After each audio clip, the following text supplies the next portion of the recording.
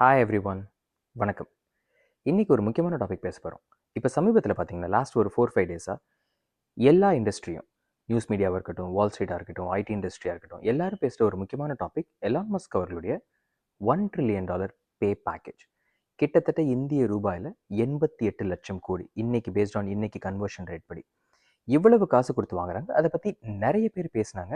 அவங்க பேசின ஆங்கிள் எல்லாம் பார்த்தீங்கன்னா ஹிஸ்ட்ரியிலேயே தான் ஃபர்ஸ்ட் டைம். இப்போ எதுக்கு இது மாதிரி பண்ணுறாங்க, ஒரு ஆளுக்கு இவ்வளவு காசு கொடுக்கறது நியாயமா, இந்த மாதிரி பல ஆங்கிளில் பேசிட்டு இருந்தாங்க. அதில் ஒரு முக்கியமான ஆங்கிளை அதை நிறைய பேர் பேசலை, இல்லை அவங்களுக்கு தெரியலன்னு சொல்லலாம். அதை பற்றி தான் இன்றைக்கி நம்ம பார்க்க போகிறோம். இப்போது இந்த $1 trillion பேக்கேஜ் நீங்கள் பார்த்தீங்கன்னா இது காசுக்காகவோ இல்லை பெருமைக்காகவோ ஈகோக்காகவோ இது எதுக்காகவும் இல்லை. இது எல்லாத்துக்கும் முக்கியமான காரணம் மார்ஸ் அப்படின்னு சொன்னால் நீங்கள் நம்புவீங்களா? இந்த வீடியோவை பாருங்கள். இந்த வீடியோ முடியும் போது உங்களுக்கே புரியும் நான் ஏன் இது எல்லாத்துக்கும் காரணம் மார்ஸ்னு சொல்கிறேன். அந்த மார்ஸ் பிளானில் ஏன் இது ஒரு முக்கியமான மூவ்னு நான் சொல்கிறேன்னு உங்களுக்கு புரிய வரும். ஃபர்ஸ்ட், எலான் மஸ்க் அவர்களை பற்றி பார்த்தோம்னா எல்லாருக்கும் தெரியும் டெஸ்லாவோட சிஇஓ அவர் தான். டெஸ்லாக்கு மட்டும் கிடையாது, அவருக்கு இன்னும் நிறைய கம்பெனிகள் இருக்குது. அதில் பார்த்தீங்கன்னா space X, boring company, Neuralink, X Twitter, XAI, இந்த மாதிரி நிறைய கம்பெனி அவருக்கு இருக்குது. நிறைய இதுக்கு அவர் தான் டைரக்ட் சிஇஓ, ஒரு சில இதுக்கு வேறு சிஇஓ இருக்காங்க, ஆனால் அவர் தான் சேர்மன், அவர் தான் மெயினாக எல்லாமே ரன் பண்ணுவார். பிரச்சனையே இங்கே தான் ஆரம்பிக்குது. டெஸ்லா போர்டுக்கு எந்த ஒரு பப்ளிக்லி ட்ரேடட் கம்பெனியாக இருந்தாலும் அந்த போர்டு என்ன ஆசைப்படுவாங்கன்னா ஒரு சிஇஓ ஃபுல்லி ஃபோக்கஸ்டு சிஇஓ வேணும். அது டெஸ்லாக்கு இல்லை. இவர் பல விஷயங்கள் ஹேண்டில் பண்ணுறாரு. பட் இது வரைக்கும் அவங்களுக்கு அது பெரிய ப்ராப்ளமாக இல்லை. ஏன்னா அவர் ஒரு விஷனரி, அதே மாதிரி அந்த கம்பெனியை நல்ல விதமாக நடத்திட்டு இருந்தார். அதனால அவங்களுக்கு இது ஓகே, அவர் என்ன வேணால் பண்ணட்டும்னு சொல்லி விட்டுட்டாங்க. ஆனால் இது எல்லாமே ஜனவரி 2025 அப்புறம் தான் மாறுது. என்ன நடக்குதுன்னா, அமெரிக்கா எலெக்ஷன் நடக்குது. அங்கே வந்து டொனால்ட் ட்ரம்ப் அவர்கள் பிரசிடென்ட் ஆகிறாரு. அவர் பிரசிடென்ட் ஆன உடனே அவருக்குள்ளேயே ஒரு டிபார்ட்மெண்ட் ஃபார்ம் ஆகுது. அது அஃபிஷியல் டிபார்ட்மெண்ட்னு சொல்ல முடியாது, ஏன்னா காங்கிரஸ் அதை பாஸ் பண்ணல. ஸோ அன்அஃபிஷியலாக ஒரு டிபார்ட்மெண்ட் ஃபார்ம் ஆகுது. அதுதான் டிபார்ட்மெண்ட் ஆஃப் கவர்மெண்ட் எஃபிஷியன்சி, டோஜ்னு கூப்பிட்டாங்க எல்லாரும். இப்போ இந்த டோஜ் அன்அஃபிஷியலாக இருந்தாலும் இதுக்கு ஃபுல் பவர். எஃபிஷியன்சின்ற பேரில் கவர்மெண்ட்டில் இருக்கிற எல்லா டிபார்ட்மெண்ட்லேயும் போய் ஆயிரக்கணக்கான ஆளுங்களை வேலையை விட்டு தூக்குனாங்க. அவ்வளோ பவர் இருந்தது இந்த டோஜ்க்கு. இப்போ இந்த டோஜில் எலான் மஸ்க் அவர்கள் ரொம்ப அதிகமாக இன்வால்வ் ஆக ஆரம்பித்தார். அதனால சில பிரச்சனைகள் வர ஆரம்பிச்சது. அவருக்கு நிறைய எதிர்ப்புகள் வர ஆரம்பிச்சது. மெயினாக இந்த டோஜில் இவ்வளோ பேரை வேலையை விட்டு எடுத்தது. அதுக்கப்புறம் நாஜி சல்யூட், அதுக்கப்புறம் பார்த்தீங்கன்னா ஜெர்மனி எலெக்ஷனில் இவர் கமெண்ட் பண்ணது. இந்த மாதிரி பல விஷயங்கள் இவர் பண்ண ஆரம்பிக்க மக்களுக்கு இவர் மேலே கொஞ்சம் வெறுப்பு வருது. எஸ்பெஷலி இங்கே பார்த்தீங்கன்னா டெஸ்லா ஷோரூம்லேயே பார்த்தீங்கன்னா ஃபுல்லாக ப்ரொடெஸ்ட் நடக்க ஆரம்பிக்குது. டெஸ்லா ஓனர்ஸ் எல்லாம் ஒரு வாசகங்கள் காரில் ஒட்ட ஆரம்பிச்சிடுறாங்க. நாங்கள் டெஸ்லா வாங்கினோம் அப்போ, பட் எலான் மஸ்க் அப்போ வந்து ஹி வாசன்ட் கிரேசி, இந்த மாதிரி நிறைய வாசகங்கள் வருது. டெஸ்லாவோட ஸ்டாக்கும் கொஞ்சம் கொஞ்சமாக குறையுது. கம்பெனி வேல்யூவேஷன் ரொம்ப அதிகமாக பாதிக்கப்படுது. இப்போ தான் அந்த போர்டு திரும்ப மீட் பண்ணி பேச ஆரம்பிக்கிறாங்க. சிலிகான் வேலி ஃபுல்லாக ஒரு ரூமர் ஸ்ப்ரெட் ஆகுது. அதில் அவங்க என்ன சொல்கிறாங்கன்னா, maybe it's time for a new CEO, ஒரு ஃபோக்கஸ்டு சிஇஓ கம்பெனிக்கு வந்தால் நல்லா இருக்கும் அப்படின்னு சொல்லி அவங்க பேச ஆரம்பிக்கிறாங்க. இது எலான் மஸ்க் அவர்களுடைய காதுக்கும் போகுது. இது எல்லாம் நடந்தது வந்து பார்த்தீங்கன்னா ஏப்ரல் மே டைமில். அந்த மே டைமில் அவர் என்ன பண்ணுறாரு, டோஜ்லேருந்து நான் விலக போகிறேன் அப்படின்னு சொல்லி அவர் விலகிடுறாரு. அவருடைய டேர்மும் முடியுது, பட் அதுக்கு கொஞ்சம் முன்னாடியே அவர் டோஜ்லேருந்து கொஞ்சம் கொஞ்சமாக விலக ஆரம்பிச்சிடுறாரு. இனிமேல் என்னோட ஃபுல் ஃபோக்கஸ் டெஸ்லாக்கு தான் அப்படின்னு சொல்லி அவர் பேசுகிறாரு. இது டெஸ்லா போர்ட் ஃபுல்லாக ஏற்றுக்கல, பட் பரவாயில்ல, ஓகே ஹீஸ் பேக் அப்படின்னு அவங்க நினச்சிக்கிறாங்க. இப்போ ஆஸ் யூஷுவல் எலான் மஸ்க் திரும்ப வேலையை காட்ட ஆரம்பிக்கிறாரு. கொஞ்சம் கொஞ்சமாக என்ன பண்ணுறாருன்னா, அந்த XAIன்னு ஒரு கம்பெனி, அவரோட கம்பெனி, அந்த ஏஐ கம்பெனி, அங்கே நிறைய இன்வெஸ்ட்மெண்ட்ஸ் பண்ண ஆரம்பிக்கிறாரு, நிறைய டைம் ஸ்பெண்ட் பண்ண ஆரம்பிக்கிறாரு. அது மட்டும் இல்லாமல் ஓப்பன் ஏஐ சிஇஓ ஆன சாம் ஆல்ட்மேனோட ட்விட்டரில் பப்ளிக்காக சண்டை போடுறாங்க. இந்த சண்டைகளை நீங்கள் பார்த்தீங்கன்னா நிறைய பேர் அதை பற்றி கமெண்ட் பண்ணியிருப்பாங்க. இது ஒரு டெக் சிஇஓஸ் மாதிரியே இல்லை, ஏதோ ஸ்கூல் பசங்க மாதிரி சண்டை போட்டுக்கிறாங்க, அந்த மாதிரி நிறைய கமெண்ட்ஸ் வர ஆரம்பிக்குது. இப்போ மறுபடியும் டெஸ்லா போர்ட் யோசிக்க ஆரம்பிக்கிறாங்க. இவர் என்ன திரும்ப வர்றாரு, திரும்ப போகிறாரு, இதே மாதிரி பண்ணுறாரு. So maybe it's time for new CEO or ஒரு கோ சிஇஓ.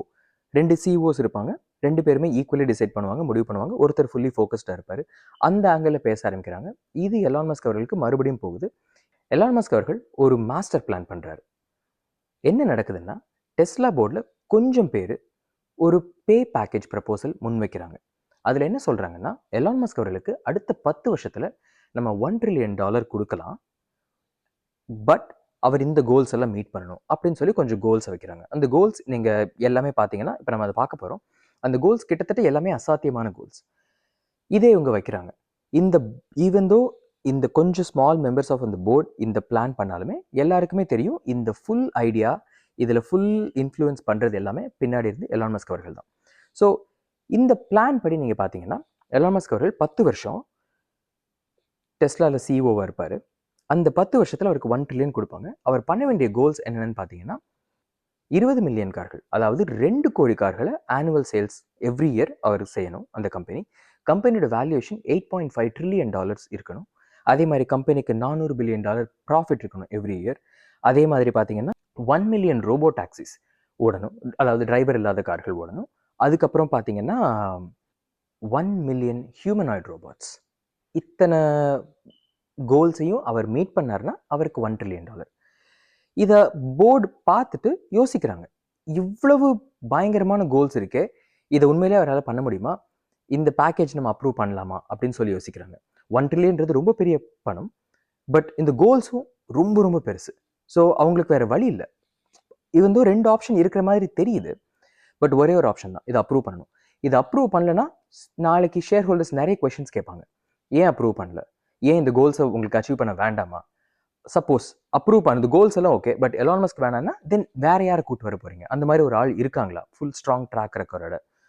இந்த மாதிரி ஏகப்பட்ட கேள்விகள் வரும். ஸோ போர்டு இதை ஃபுல்லாக அப்ரூவ் பண்ணுறாங்க. ஆனால் இது எல்லாத்துக்கும் மெயினாக காரணம் என்னன்னு பார்த்தீங்கன்னா, எல்லாரும் அந்த காசு பாயிண்ட்லேயே ஃபோக்கஸ் பண்ணிட்டாங்க. இதுக்கு பின்னாடி 2 பாயிண்ட்ஸ் இருக்குது, அதை பற்றி தான் நம்ம பேச போகிறோம். என்னென்னா, நம்பர் 1, இந்த 10 வருஷத்துக்கும் அவர் தான் இந்த கம்பெனிக்கு சிஇஓவாக இருப்பார். இந்த கம்பெனி என்ன இன்வெஸ்ட் பண்ணணும், என்ன ஃபோக்கஸ் பண்ணணும் அவர் தான் முடிவு பண்ணுவார். 2வது, அந்த கோல்ஸில் டாக்ஸிஸ், ரோபோ டாக்ஸிஸ், 20 மில்லியன் கார்கள், 10 லட்சம் சப்ஸ்கிரிப்ஷன், 1 கோடி சப்ஸ்கிரிப்ஷன், இந்த மாதிரி ஏகப்பட்ட விஷயங்கள் இருந்தாலும் ஹியூமனாய்டு ரோபோட்ஸ், அதாவது ஃபுல் அண்ட் ஃபுல் மனுஷங்க செய்யக்கூடிய எல்லா வேலையும் அது செய்யும் அந்த ரோபோட்ஸ். நீங்கள் எந்திரன் படம் பார்த்துருப்பீங்க, கிட்டத்தட்ட அது மாதிரி தான். அந்த மாதிரி ரோபோட்ஸை அவங்க 1 கோடி ரோபோட் வந்து மார்க்கெட்டில் இருக்கும், கமர்ஷியல் யூஸில் இருக்கும் அப்படின்னு அவர் சொல்கிறார். இந்த 2 விஷயம் தான். நீங்கள் டெஸ்லாவை பற்றி பார்த்தீங்கன்னா உங்களுக்கு கார் கம்பெனின்னு தான் தெரியும், ரோபோட்டிக் கம்பெனின்னு நீங்கள் எதிர்பார்த்துருக்க மாட்டீங்க இல்லையா? அங்கே தான் அவர் முக்கியமான விஷயம் பிளான் பண்ணுறாரு. நான் சொன்னேன்ல, இது எல்லாமே மார்ஸ்னு சொல்லி. இப்போ ஏன்னு சொல்கிறேன். உங்களுக்கு தெரியும், அவர் வந்து பல தடவை சொல்லியிருக்காரு மார்ஸ்க்கு போய் காலனைஸ் பண்ணுறது தான் அவரோட கோல். அதை நிறைய தடவை அவரே சொல்லியிருக்காரு. அதுக்காக தான் அந்த ஸ்பேஸ் எக்ஸ் கம்பெனி உருவாக்கியிருக்காரு. அந்த ஸ்பேஸ் எக்ஸ் கம்பெனி தான் அந்த ராக்கெட் இங்கேருந்து மார்ஸ்க்கு போகிறதுக்கான வெஹிக்கிள்ஸ் அதை தான் ரெடி பண்ணுது. பட் நீங்கள் யோசிச்சு பாருங்கள், இங்கேருந்து மார்ஸ்க்கு போகிறதுக்கு வரைக்கும் தான் உங்களுக்கு ராக்கெட் உதவியாக இருக்கும். அதுக்கப்புறம் நீங்கள் அங்கே போய் காலனைஸ் பண்ணணும்னா உங்களுக்கு எல்லாமே தேவைப்படும். உங்களுக்கு கார் தேவை, கரண்ட் தேவை, உங்களுக்கு பில்டிங்ஸ் தேவை, இன்ஃப்ராஸ்ட்ரக்சர் தேவை. இதையெல்லாம் அங்கே போய் செய்யணும்னா உங்களுக்கு மனுஷங்க வேணும். ஆனால் இவ்வளோ மனுஷங்களை உங்களுக்கு மார்ஸில் கூட்டு போக முடியாது. ஸோ அவருக்கு மெயினாக தேவையானது வெஹிக்கிள்ஸ், தானாக வேலை செய்யக்கூடிய அட்டானமஸ் வெஹிக்கிள்ஸ், மனுஷங்க செய்கிற அதே வேலையை செய்கிற ரோபாட்ஸ். ஸோ இது 2மே டெஸ்லாவில் வருது. இது 2ஐயும் பவர் பண்ணக்கூடியது மெயினாக சோலார் பவர். சோலார் பவரும் நீங்கள் போய் டெஸ்லா கம்பெனியில் பார்த்தீங்கன்னா சோலார் பவருக்கும் இன்வெஸ்ட்மெண்ட்ஸ் பண்ணுறாங்க அவங்க. இது போக இந்த கம்பெனிஸ், இந்த வெஹிக்கிள்ஸ், இந்த ஹியூமனாய்ட்ஸ், இது எல்லாத்தையும் வேலை வாங்குறதுக்கு ஒரு இன்டெலிஜென்ஸ் வேணும். அதுதான் XAI. அவர் பல முறை சொல்லியிருக்காரு டெஸ்லா XAIயில் இன்வெஸ்ட் பண்ணணும்னு சொல்லி. ஸோ நீங்கள் பார்த்தீங்கன்னா ராக்கெட் தவிர அங்கே போய் தேவையான எல்லா விஷயங்களுமே இந்த டெஸ்லா இன்ஃப்ராஸ்ட்ரக்சர் இருந்தால் மட்டும்தான் அவருக்கு கிடைக்கும். அதுதான் அவருடைய பிளானும் கூட. நீங்கள் இன்றைக்கி பார்த்தீங்கன்னா அவரோட கம்பெனியில் ஒரே ஒரு பேஜில் ஆப்டிமஸ்ன்னு சொல்லி ஒரு ரோபோட் பற்றி பேசியிருப்பாங்க, அவ்வளவுதான். ஒரு ரோபோட் கூட மார்க்கெட்டில் இல்லை. ஸோ நெக்ஸ்ட் 10 வருஷத்தில் அவர் 1 கோடி ரோபோட் செய்ய போகிறதா அவர் சொல்லிட்டாரு.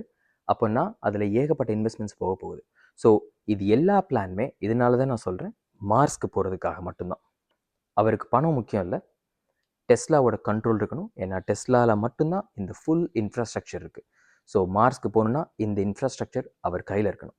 இது ரொம்ப தொலைநோக்காக இருக்கிறதுனால, ரொம்ப பெரிய விஷயமா இருக்கிறதுனால நிறைய பேருக்கு இதை நம்புறதே கஷ்டமாக இருக்கும். ஆனால் நீங்கள் பார்த்தீங்கன்னா அவருடைய எல்லா பிளானுமே அப்படிதான், ரொம்பவும் தொலைநோக்காக இருக்கும். ஸோ நெக்ஸ்ட் டைம் நீங்கள் $1 ட்ரில்லியன் நியூஸ் பார்க்குறப்போ அதை காசுன்னு நினைக்காதீங்க, அதோட பிளான்.